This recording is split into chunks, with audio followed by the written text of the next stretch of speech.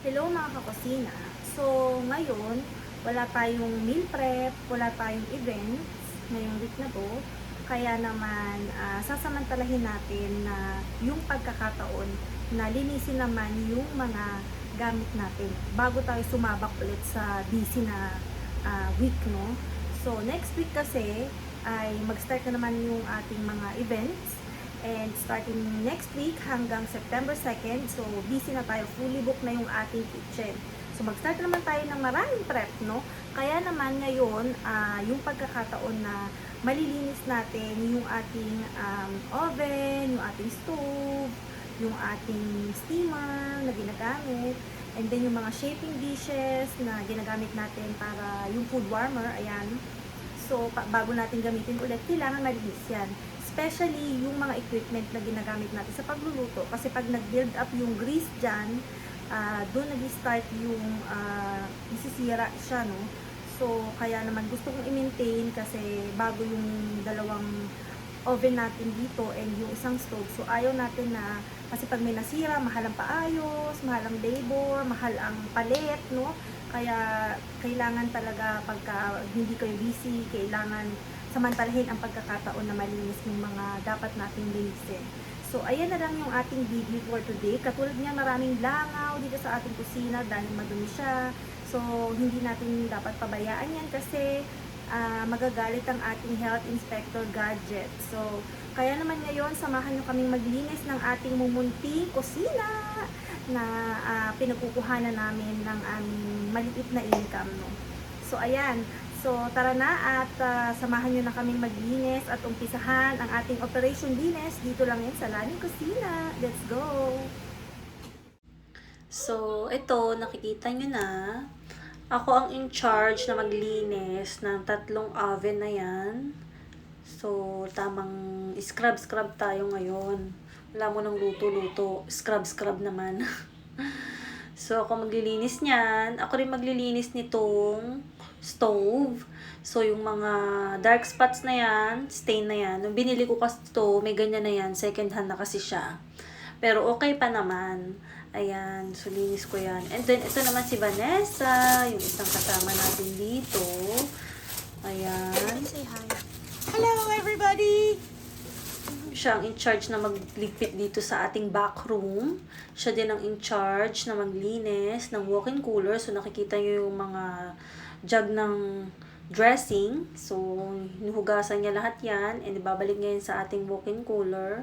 Pinupunasan niya lahat yan. Siya rin ang in charge na mag-alis ng mga curtains natin, ng counter natin. So, ayan. Empty na yung cooler natin. Nililinis na niya kasi next week puno na naman yan. So, we have to make sure na malinis yung ating cooler. Ayan, ito yung mga curtains. Papalitan na namin yan para malinis na ulit. And then, si Chad naman ang in charge na maghugas ng mga shaping dish and yung mga grills ng ating ovens. Ayan. So, siya ang aming dishwasher. So, ngayon naman, ito na yung mga shaping dish na hinugasan ni Chad. Ito na yung backroom natin. Medyo maayos-ayos na siya ng konti. So, medyo na organized na siya ng konti. Then, next week, magulo na naman yan. Kasi magpapak na naman kami ng mga collectibles for the events. Ayan. So, ayun yung mga end loaders natin for hot food. So, okay na siya dito. Okay na yung ating back room. Malinis na siya. Namap na rin yung floor. Pwede na natin patayin yung ilaw. And then, dito, na-wash na rin yung floor. Nalinis na rin natin lahat ng mga dapat linisin. Yung mga countertops, yung ating oven, yung baking area, ayan.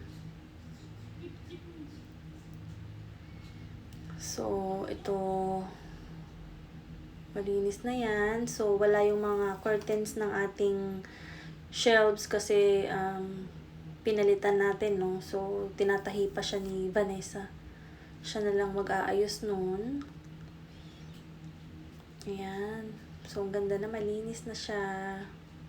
Ready na naman tayong sumabak sa ating busy week. So ako naglinis nito.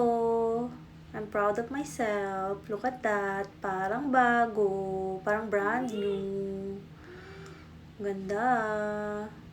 Pinakinang ko talaga ng husto. Ayan.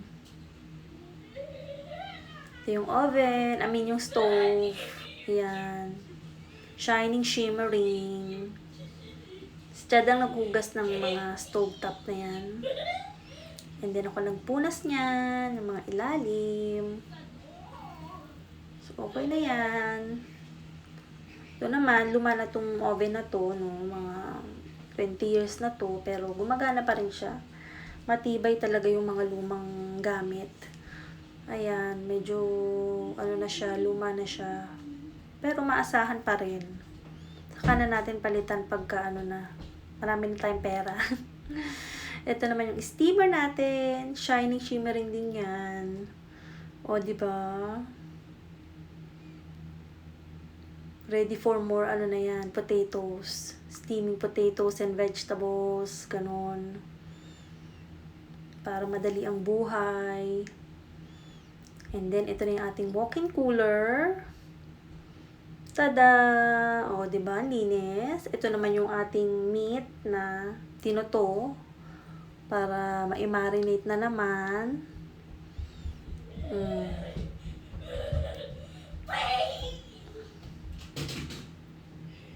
Ayan ang ating kusina. Ang mumunting kusina. Yun lang.